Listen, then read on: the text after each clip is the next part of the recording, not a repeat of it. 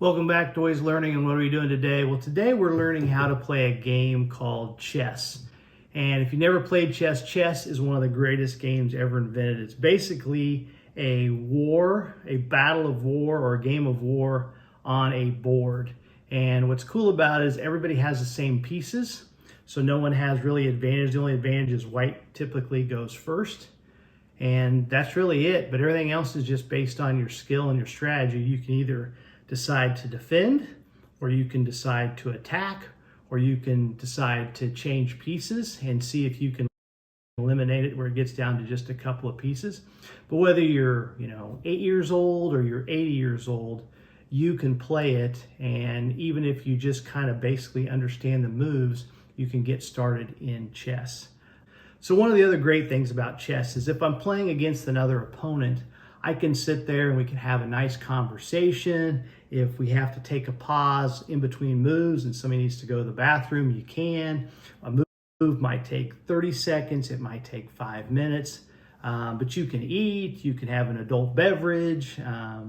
It's really kind of a social game. That's why you see the old guys in New York City sitting there playing in the park. They can have great conversations. And even if somebody doesn't speak the same language as you, if they know how to play chess, the moves are the same in other countries. So it's a great international thing. This is a bigger board. They make smaller boards. I have a compact one that you could travel with.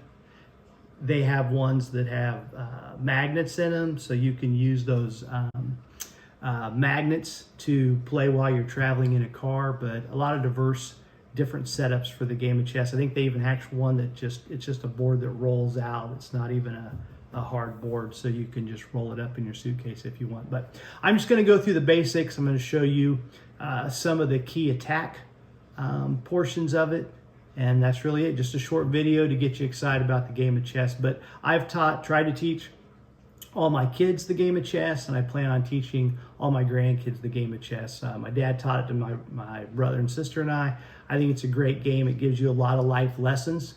Sometimes you got to take a step back to go forward. Sometimes you got to sacrifice something to get something better. And it kind of helps you with other kind of strategies just in situations dealing with them. So great game to learn, and you can make it as complex or easy as you want. It's better if you play someone that's of equal skill because it just makes it more fun. But anyway, either way, it's a fun game to play. So we'll show you the basics of it. Okay, so let's take a quick bird's eye view of the chessboard. This is brown and tan, but typically they're black and white. White always, the white corner always starts, is always going to be in your right corner. When you set the board up, all the pieces will be across from each other. So the bishops will be directly across from the other bishop. The queen is just like the queen always dresses. The queen is always on her color. So the white queen will always be on white starting the game. And the black queen or the dark queen will always be on her dark color. And that's pretty much it. Every other piece starts the same way across from the other one. You have your pawns in front. They are kind of representing your foot soldiers. You have the two castles. They're really called rooks. If you think of like if this is your kingdom, the turrets are always on the end, so the castles always go on the end. They actually represent chariots, but they're castles, so that's what we're going to go with. But they're called rooks. Then you have next, like if this is the king's court, here in the center, you have the two knights, and the knights are represented by horses. Some will have actually knights sitting on them, but a lot of times they're horses. Some people will call them horses, but they're really knights, and some people will call them even donkeys or ponies, depending on how upset they are with how they're playing with them.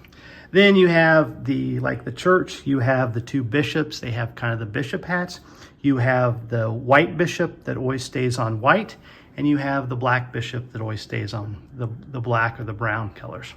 Then you have the queen, the most powerful piece on the board, and then you have the king, the old dawdling king that you're trying to capture. The king has a little crown on his head, and the whole game of chess is for the battle to ensue, for pieces to be traded, and for you to trap the king and to force him to surrender.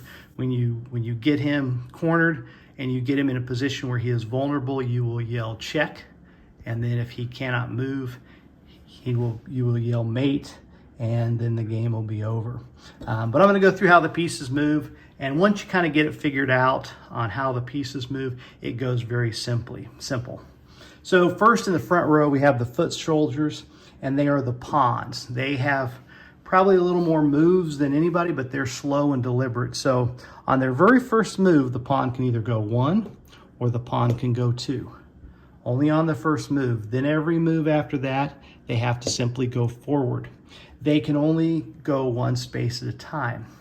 The way pawns can take another piece is they cannot take a piece, like if these 2 pawns meet in battle, you cannot take a pawn straight on. A pawn can only take diagonally. So if a knight was over here, this pawn cannot take the one in front of him, but it could take the knight, simply trade places, move the knight off the board, or it could take the pawn and move the pawn overboard. And that's the basic moves there. The foot soldiers, they simply slowly, methodically go ahead and try to contain and secure the center of the board, is what they do. A couple other crazy rules about pawns that make it a little more difficult, but don't get discouraged, is there is a move, and most people don't even know it, so it doesn't really even come up. But if your pawn is here, and this pawn decides to go 2, he didn't really give you a chance to attack him. So that is called a pawn in passant, I think is the French, or a pawn in passing. So if he passes up the opportunity for you to engage him, right after he moves past you and is beside you, only on the next turn, you can choose to go behind him where he would have been and remove him from the board. Same thing if I was here and this pawn decided to come here, I could either not do anything, or if I wanted to remove him, I could come behind him and take him off. Like I said, most people don't know that, but that's called a pawn in passant. So anytime on the first move, if that pawn goes 2 and moves beside you, you can simply slide behind him if that space is open and take him. And it should be open because a pawn can't jump anybody. So anyway, that's the pawn. The only last rule about the pawns is if the pawn advances in the game, it's usually later in the game, but let's say the pawn advances and he makes it all the way to here. The end line, either the black pawn or the white pawn, gets all the way to the end of the board. At that stage, he can choose any piece on the board to change into. So he can become a queen. That's what most people get at the end of the game.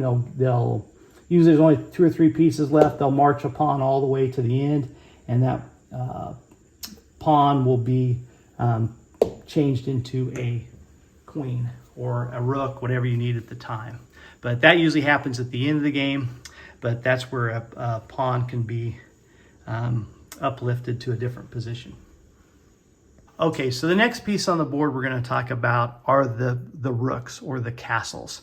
And the castles or the rooks are like chariots. They can only move in a straight line as far as they want. So if nothing's in front of it, like say that pawn is gone, this knight can move all the way across the board and take that piece. Of course, this knight, this rook then could take it. But let's say it was here, he could come out and take him. He can travel any direction as far as he wants to. He can go 1 space or he can go all of it across the board, just like a chariot from that position. But only in a straight line as far as he wants to. And that's the rooks. They're at the end. They're very valuable. Usually people bring them out in the middle of the game. The next coming in are the knights. What makes the knights unique is they have a limited amount of moves they can make. They can go, but they can jump. That's what makes them special. Just think of the horse can jump. So he can jump any piece as long as he has a place to land. And they go 1, 2, and then at that point they can either go left or right. So for here, if we're starting out the piece, this knight could go 1, 2 here, start back where he was again, or he could go 1, 2, and then over 1. He went up 1, they decided to go left. Here, he could only go right, so he goes 1, 2, and then over. From here, he's got unlimited moves on his next move. He can go 1, 2, and over. He could go 1, 2, and over. He could go 1, 2, and this way. He could go 1, 2, and here. He could go 1, 2, and here. So knights can move out because if there's a lot of confusion in the middle of the board where the battle's going on, the knight can jump over people and they can move. That's the knights. Usually when a board is congested is when knights are the most lethal or valuable. The bishops, we have a white one and we have a black one. They're on their color. This is the light tan and the dark tan. And usually you have to move a pawn out of the way on one move, and then the next move you can do the bishop. Now the bishop, so the white bishop can move any direction on white as long as there's an opening there. So this one can go the length of the board. It could move here. From here, it could move to here, but it can go any way on that diagonal. But let's say that we move the first move to here. Now on the next move, it can move any direction as long as there's not a piece there. Let's say this wasn't there. It could move here, or it can move all the way over to here. It can move here, anywhere on that line. Or it can move back, or it could move this way. Anywhere from that space on a diagonal line, the whole length of the board, the bishops can move. So they're very quick and very powerful. The next is the queen. Now the queen, she can't jump over any people, but she can move any direction, unlimited space. So if she moves here, from here she can move here and take that pawn. She can move back here. She can move all the way over here. She can move over. She's kind of like, think of her as a bishop being able to move and a rook being able to move horizontally and vertically. So very powerful piece. You do not want to lose her. Some people will trade queens if they get the opportunity, just so they can eliminate it and weaken their opponent. And the dawdling old king, he can only move one space every move at a time. So you always have to protect him because he cannot get away very fast. If the queen is over here and she gets in danger, she can fly to multiple positions out of danger. But the king, he can barely escape. So you always want to keep him protected. And that is it. Those are all the moves of chess. There's one last one that we're going to talk about. It's kind of a weird one, but it's called the castle. And so the castle is where the king can switch places. They can kind of trade sides with either of the castles. And so for that rule to be in effect, the king cannot have moved. He has to be in his position the whole time. The rook cannot have moved, whichever one he's trading with. And he can't move through check, which we'll get through later, where he is threatened by another piece taking him. So the way it works on this side is the rook comes over too, and the king is always one spot away from the end. You kind of do this as a protective move. If somebody's starting to threaten and you can't get it back, then you would, as one of your moves, you would castle and get the king back here where he's harder to get to. Same thing over here. If you castle, this moves in and the king moves one away from the end. It's kind of a defensive move, but that is called the castle. Like I said, the rook that you're changing with can have moved, the king can have moved, the king can't be in check, and the king can't move through check. For example, if this bishop was, let's say the white bishop was here, so the white bishop could take the king if he went through this space. That would be, he would be in check of going over here. Or if the black bishop was here controlling this spot, the king would be passing through that to get to his spot. So he would be passing through check. That would not be allowed.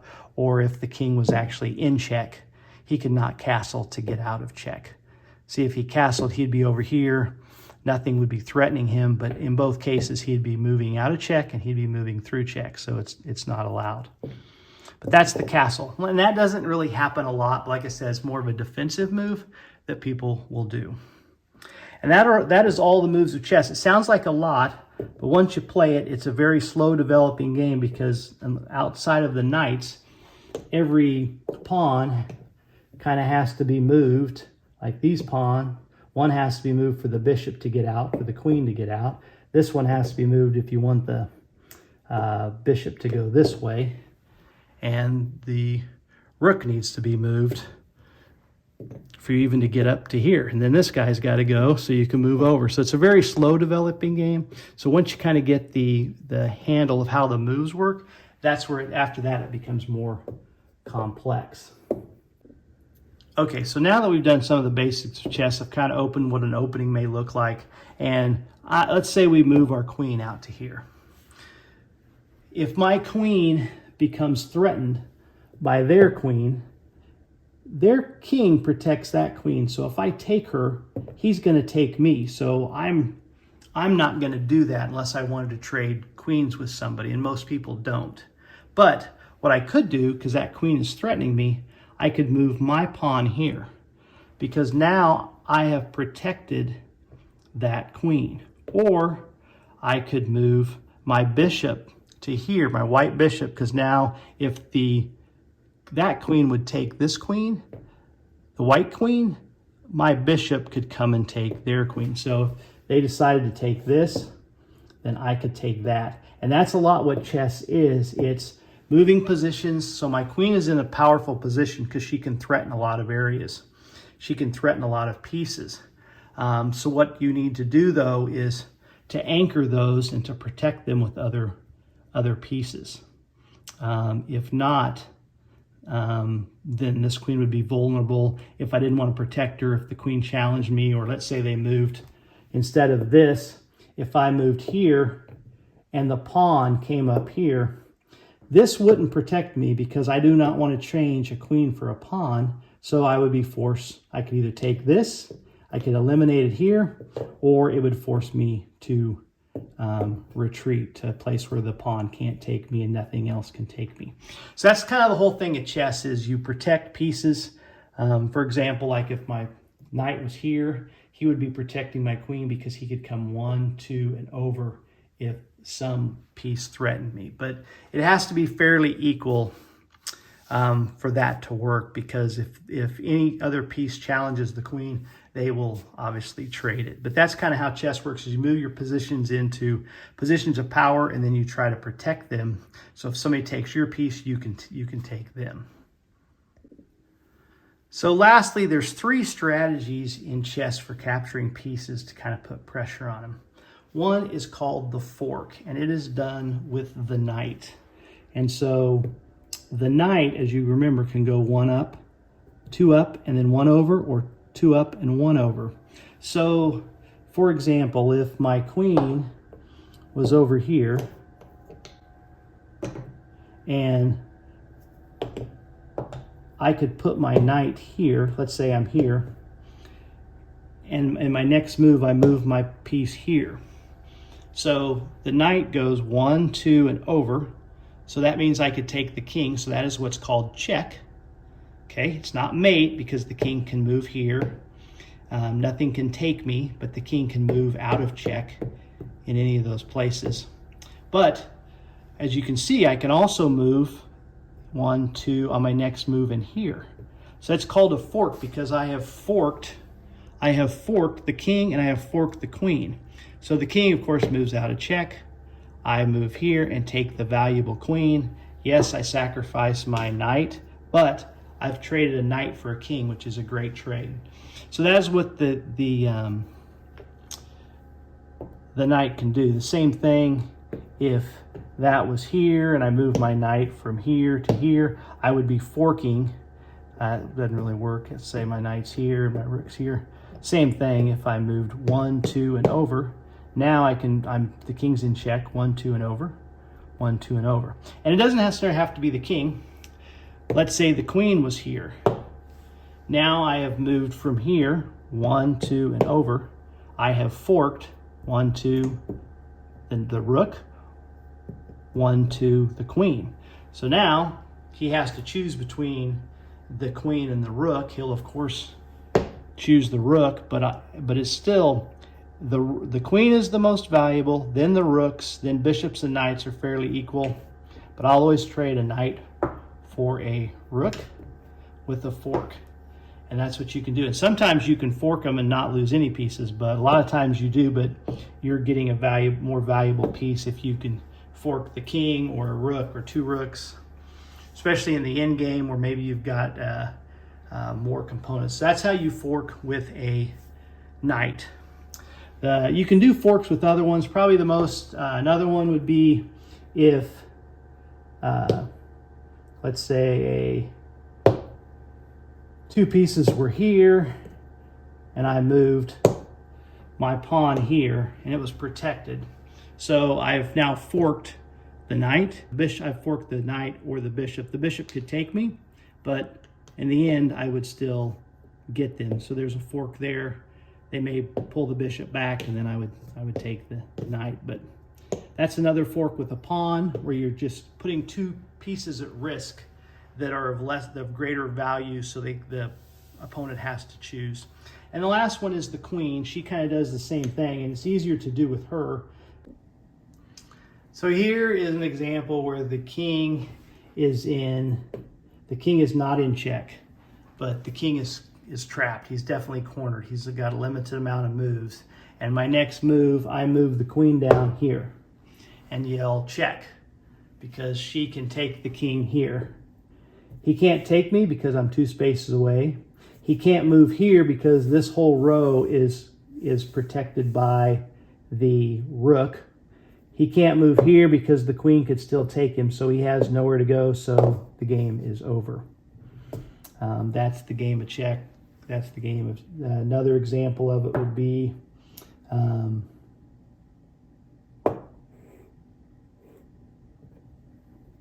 if this was here and I moved the queen to here, she is protected by the bishop, and so the king is in check. He can't take me because I'm protected by the bishop. He can't move here because the queen would take him. He can't move here because the queen would take him, so his last move is to move to here, and then the queen simply on the next move slides to here. She puts the king in check again. He can't take her because she's 2 away. He can't move here. He can't move here. He can move the knight, but it does no good. He can move it 1, 1, 2, and over. He can move it 1, 2, and over, but it doesn't keep him from being taken, so the game is over. But that's the game of chess. Greatest game on earth. You should definitely learn how to play. Like I said, great thing about it is if you lose, you just quickly set them back up and play again. Max played when he was in the 3rd grade, and they had 40 kids that showed up for chess club an hour before school, and Max actually ended up winning one of the tournaments. But great game. I'm proud that some of my kids know how to play chess, because I think it's a great lifetime game that you can play with your kids, grandkids, and other people. So anyway, thanks for watching. Like and subscribe. And if you got any things you'd like to learn, go ahead and drop a comment in the description, and I'll see what I can do to either post a video on it or find somebody that knows what they're doing. Thanks for watching.